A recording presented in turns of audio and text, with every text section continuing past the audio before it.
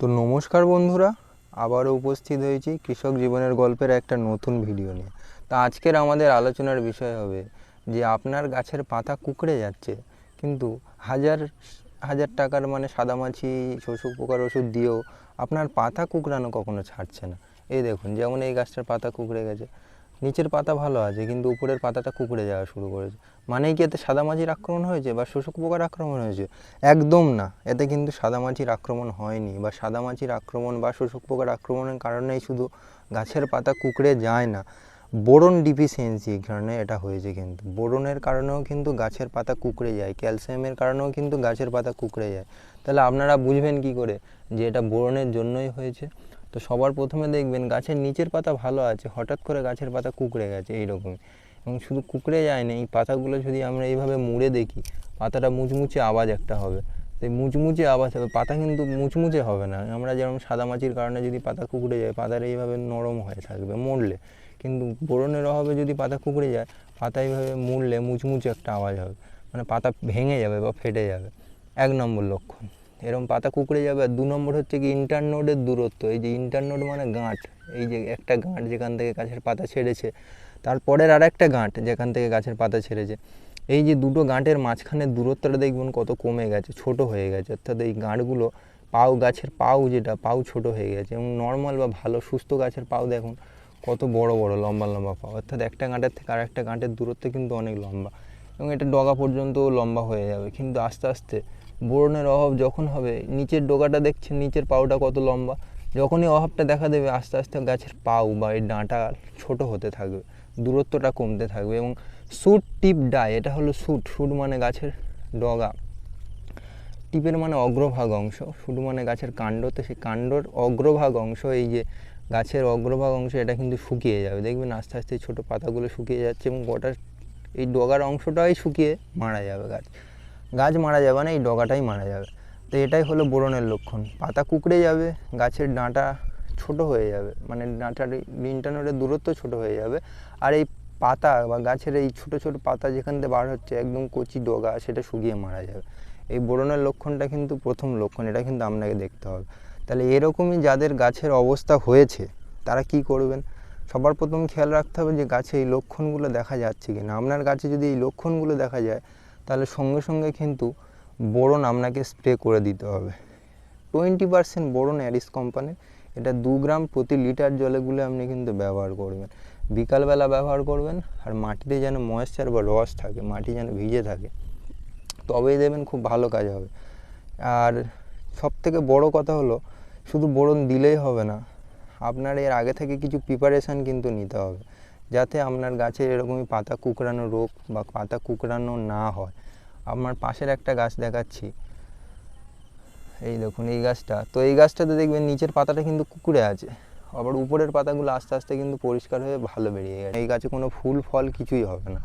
তো এইরকমই গাছ যদি আপনার বাগানে দুটো একটা দেখতে পান, সঙ্গে সঙ্গে সতর্ক হয়ে যাবেন এবং যে কোনো কোম্পানির বললাম বোরন আপনি স্প্রে করবেন।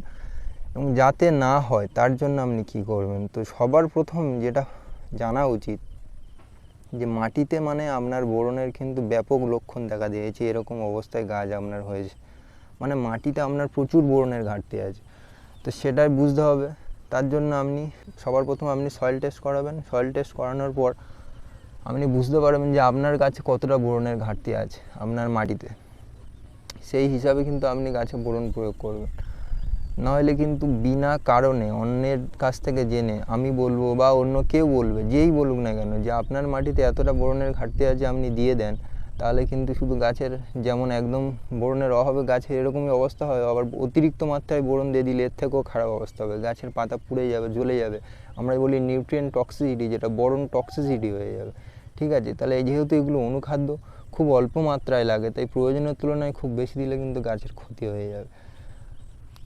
তো সবার প্রথম মাটি যদি আপনি পরীক্ষা করে থাকেন, তাহলে পরীক্ষার রিপোর্ট অনুযায়ী বোরনটা দিয়ে দেবেন, তার উপর আর কোনো কথাই হয় না। আর যদি পরীক্ষা না করিয়ে থাকেন, বা আপনি মাটিতে গাছ লাগিয়ে ফেলেছেন বা লাগাবেন, আপনার হাতে সময় নেই মাটি পরীক্ষা করা, তাহলে সবথেকে ভালো হয় আমি বলবো, যখনই আপনি মাটি তৈরি করবেন বা মাদা তৈরি করবেন, যে মাদাতে আপনি বীজ লাগাবেন, এই মাদা তৈরি করার সময় কিন্তু যে সার ব্যবহার করবেন সেই সারের সঙ্গে বিঘা প্রতি 2.5 কেজি হারে ক্যালবর, অ্যাডিস কোম্পানির ক্যালবর, এতে ক্যালসিয়াম, ম্যাগনেসিয়াম, সালফার, বোরন এবং পটাশিয়াম, মানে সেকেন্ডারি ম্যাক্রোনিউট্রিয়েন্টস। প্রাইমারি ম্যাক্রোনিউট্রিয়েন্টস মানে গাছের খাবার কি নাইট্রোজেন, ফসফেট, পটাশ, তারপরে সেকেন্ডারি খাবার কি ক্যালসিয়াম, ম্যাগনেসিয়াম, সালফার।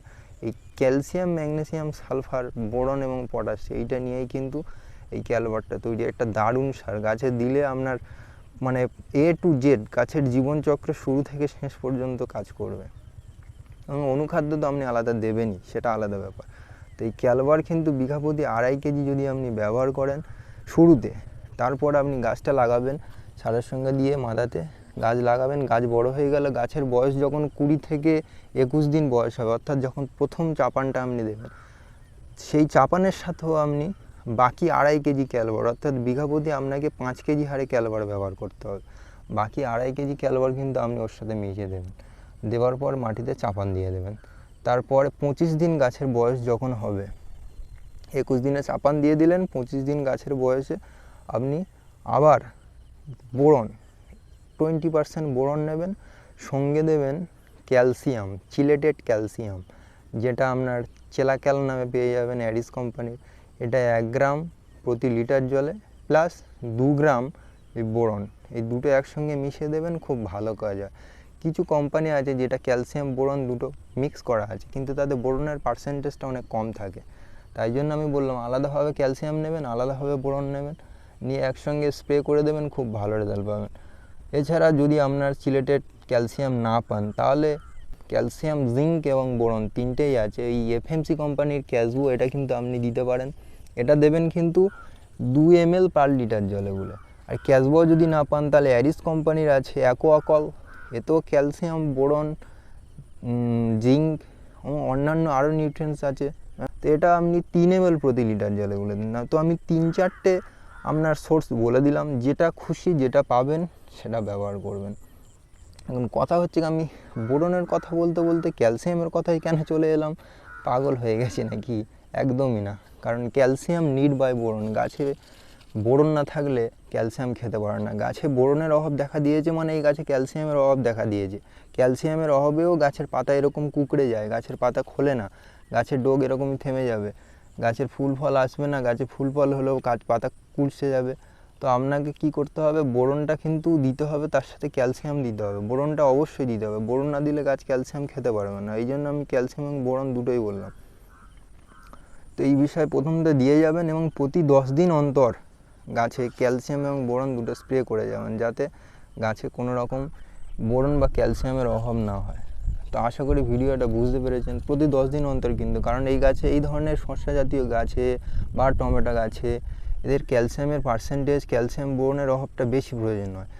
কিন্তু এদের প্রয়োজন বেশি বলেই কিন্তু আমাদের দিতে হবে বেশি। কেন দিতে হবে? কারণ এদের ফল রেগুলার উঠতে থাকে। ক্যালসিয়াম আপনি গাছে ফল প্রতিদিন শসা তুলতে থাকবেন, টমেটো তুলতে থাকবেন, বা একদিন ছাড়া একদিন তুলতে থাকবেন। তো গাছ খাবার নিয়ে ফলটা তৈরি করবে, আবার তোলার পর আবার মানে ফল তৈরি করবে, আবার খাবারের প্রয়োজন হবে। কিন্তু তরমুজ বা খরমুজ এই জাতীয় যে ফলগুলো আছে, এতেও ক্যালসিয়ামের প্রয়োজন হয় বেশি, কিন্তু এদের অতটা প্রয়োজন হয় না এদের মতো, কারণ ওগুলো ফলটা স্টোর থাকে, অর্থাৎ ফল গাছ খায়, ফলটা তৈরি করে, ফলটা বড় হয়, ফল আমরা একের পর এক তুলতে থাকি না। যেহেতু এদের গাছ ফল তোলা হয়, তাই এদের প্রয়োজনটা একটু বেশি। প্রতি 10 দিন অন্তর ক্যালসিয়াম এবং বোরন আছে এমন নিউট্রিয়েন্টগুলো কিন্তু প্রতি 10 দিন অন্তর স্প্রে করে যাবেন, তাহলে কিন্তু গাছ এরকম আর হবে না। এবারে বলি বোরন আর ক্যালসিয়ামটা গুলবেন কীভাবে। দুটো আলাদা পাত্রে হালকা উষ্ণ গরম জল নেবেন, যে গরম জলের মধ্যে আপনি আমুল ডুবিয়ে মানে রেখে দিতে পারবেন, হালকা মানে বেশ আরাম লাগবে, এরকম হালকা উষ্ণ গরম জল নেবেন। তার মধ্যে দুটো আলাদা পাত্রে নিলেন, একটা পাত্রের মধ্যে বোরন গুলবেন, একটা পাত্রের মধ্যে ক্যালসিয়াম গুলবেন, এবং দুটো সম্পূর্ণভাবে গুলে যাওয়ার পর জলে, তারপরে দুটো একসঙ্গে নিয়ে ড্রামে মেশাবেন। একটা পাত্রে দুটো একসঙ্গে ক্যালসিয়াম আর বোরন এইভাবে দিয়ে মেশাবেন না। তো আশা করি ভিডিওটা বুঝতে পেরেছেন। যদি ভালো লেগে থাকে একটা লাইক করবেন, কমেন্ট করবেন, আর অবশ্যই চ্যানেলটি সাবস্ক্রাইব করবেন। সাবস্ক্রাইব করে আমাদের পাশে থাকবেন। ধন্যবাদ।